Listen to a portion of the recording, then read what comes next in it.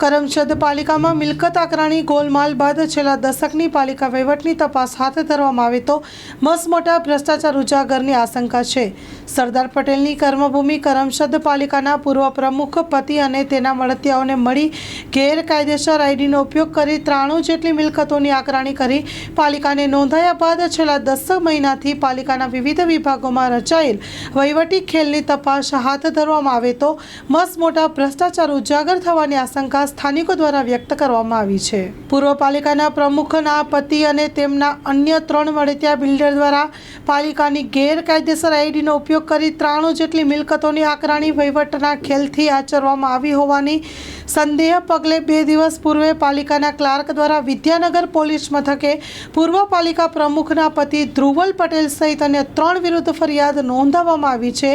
હાલ તો તે 4 શખ્સો ધરપકડથી બચવા માટે ભૂગર્ભમાં ઉતરી ગયા છે। પાલિકામાં ગેરકાયદેસર આઈડીનો ઉપયોગ કરી મિલકતના આકરણીનો પરપોટો ફૂટવા પામતા સ્થાનિકો દ્વારા 2013 થી 2022ના સમયગાળા દરમિયાન પાલિકાના હદ વિસ્તારમાં આવેલ બિલ્ડિંગ અને કોમર્શિયલ સંકુલની પરમિશન વગર આકરણી, ટ્રાન્સફર, કનેક્શન, ગટર કનેક્શન જેવા